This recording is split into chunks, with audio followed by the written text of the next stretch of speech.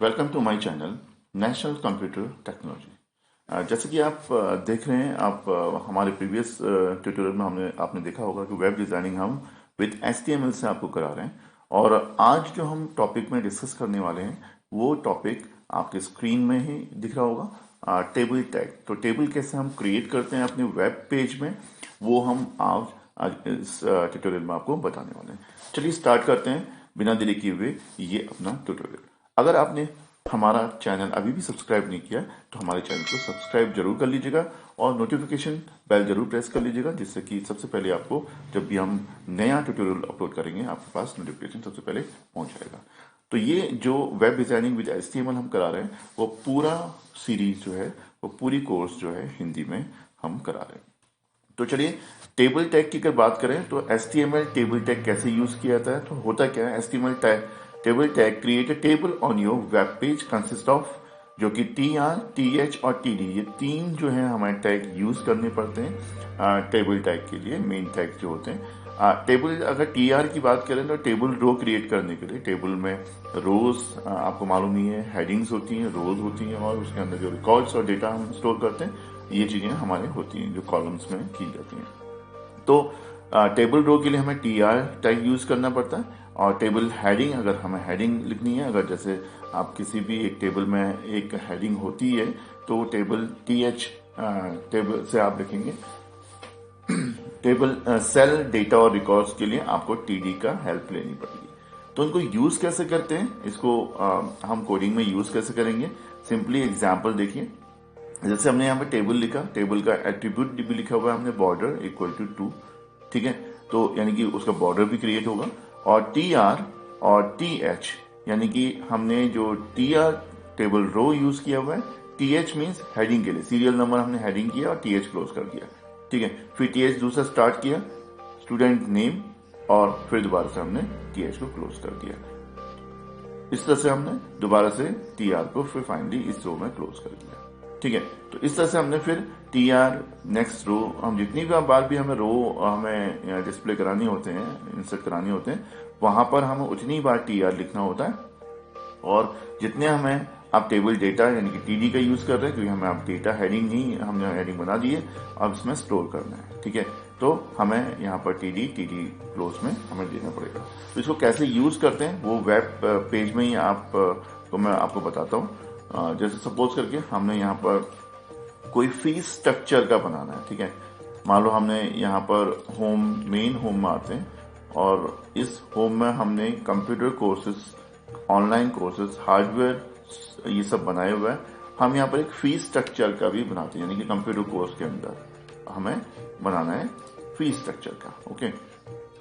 तो हमें मान लो एक फीस स्ट्रक्चर का हम अगर कोडिंग करना चाहते हैं तो यहीं पर हम इसी से हम फीस स्ट्रक्चर क्रिएट कर सकते हैं।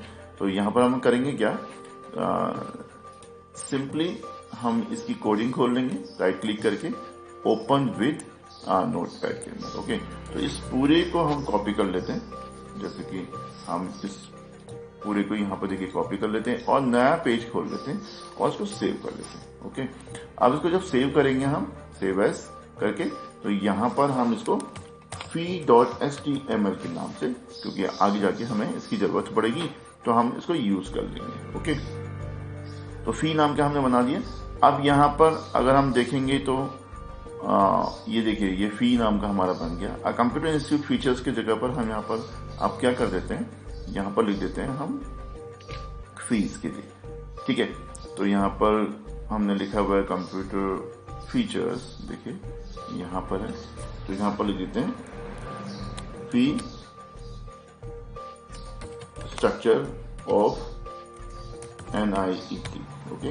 तो फी स्ट्रक्चर ऑफ NIET हमने कर दिया। उसके बाद जो हमने ये लिखी हुई है, इसको हमें रिक्वायरमेंट नहीं है इसकी, तो इसको हम हटा देते हैं, ओके। और सिंपली यहाँ पर लिखना स्टार्ट करते हैं टेबल। देखिए हमने एक टेबल बनाया और हम यहाँ पर इसको क्लोज कर देते हैं, चलिए। और यहाँ पर टेबल की रो बनाते हैं सबसे पहले TR, और यहाँ पर हम जो भी हेडिंग में देना चाहते हैं वो हेडिंग यहाँ पर यूज करेंगे। जैसे हमने TH यूज किया, ओके। और TH यूज करने के बाद हमने यहाँ पर लिखा सीरियल नंबर, देखिए और यहाँ पर हमने TH को कर दिया क्लोज। तो पहला ये हमारा हो गया सिंपली, ठीक है। नेक्स्ट हम हेडिंग यूज करते हैं, TH पे ही लगाते हैं और यहाँ पर लिख देते हैं कोर्स नेम, ठीक है। और यहाँ पर उसको भी क्लोज कर देते हैं TH को। फिर नेक्स्ट TH लगाते हैं और इस TH में लिखते हैं ड्यूरेशन। हम ड्यूरेशन शो कर रहे हैं कि कितनी ड्यूरेशन का ये कोर्स होगा। और फिर उसके बाद हम जो है फी अमाउंट, यहाँ पर फी अमाउंट शो करते हैं। TH क्लोज किया और फाइनली हमें इतने ही करने हैं, तो ये TR को भी हमने क्लोज कर दिया। तो इस तरह से हमने देखिए पहली हेडिंग के लिए यूज कर लिया। अब नेक्स्ट यूज करते हैं TR, ओके। और साथ में हम TD यूज करेंगे क्योंकि हम अब डेटा यहाँ पर हमें डालना है। तो यहाँ पर मान लो 1 डाल दिया हमने इसके लिए और हमने TD को कर दिया क्लोज। अब नेक्स्ट TD यूज करते हैं। नेक्स्ट TD कोर्स के नेम के लिए, मान लो हमने नेक्स्ट TD को कोर्स के नेम के लिए यूज किया और हमने यहाँ पर DCA लिखा कोर्स का नाम, ठीक है। और यहाँ पर हमने TD को क्लोज कर दिया। फिर TD लगाया हमने और ड्यूरेशन हमने लिखा है यहाँ पर 6 मंथ्स, ओके। तो यहाँ पर हमने TD को फिर क्लोज किया और एक TD और लगा रहे हैं क्योंकि फी अमाउंट भी है। तो फी अमाउंट मीन्स यहाँ पर हमने फी अमाउंट 6000 लिखा और यहाँ पर TD को हमने क्लोज किया और यहाँ पर फिर हमने TR को भी क्लोज कर दिया। तो इस तरह से देखिए हमारा ये पूरा जो है हमने डेटा को के लिए यूज कर लिया। चलिए इसी की एक कॉपी बना देते हैं।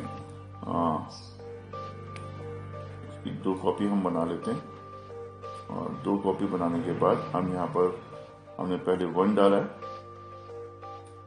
यहाँ पर नेक्स्ट वाले में हम कर देते हैं। ये हमने 1 डाला है, यहाँ पर डाल देते हैं 2, यहाँ पर डाल देते हैं 3, ठीक है। यहाँ पर DC की जगह पर हम लिख देते हैं CC/CCC और यहाँ पर लिख देते हैं PGDCA, ओके। और यहाँ पर CCA लिख देते हैं 3 मंथ्स, ओके। और PGDCA लिख देते हैं 12 मंथ्स। चलिए अब फीस लिख देते हैं यहाँ पर 4500 एंड इसके लिख देते हैं 10,000, ओके। तो देखो यहाँ पर हमने 3 बना दिए और इस तरह से हम टेबल को क्लोज कर देते हैं।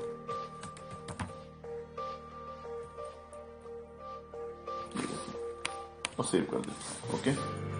अब चलिए हम इसका आउटपुट चेक करते हैं रिलोड करके। तो आप देख सकते हो फी स्ट्रक्चर्स ऑफ NIT, तो इस तरह से कुछ दिखाई दे रहा है। चलिए यहाँ पर हम बॉर्डर भी क्रिएट करते हैं। आप देख पा रहे होंगे यहाँ पर हम बॉर्डर भी क्रिएट कर देते हैं।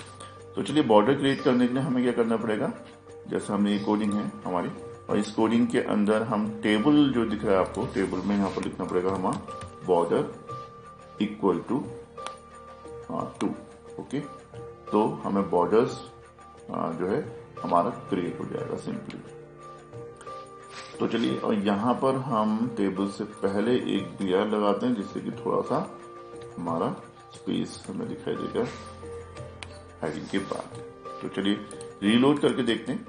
जैसे रीलोड किया देख सकते हो फी स्ट्रक्चर ऑफ NIT और यहाँ पर देख सकते हैं आप हमारा ये पूरा फी स्ट्रक्चर आ रहा है। अगर इसको सेंटर में आपको लेना है तो सिंपली आप क्या करेंगे, यहाँ पर जैसे हमने फी स्ट्रक्चर के लिए 6 पॉइंट लिया हुआ है तो 6 पॉइंट अगर हमें ज्यादा लग रहा है तो उसको चेंज कर देते हैं और इसको हम क्या करते हैं पूरी को सेंटर में यहाँ से सेंटर में ले लेते हैं। तो यहाँ पर हमने सेंटर किया, ओके।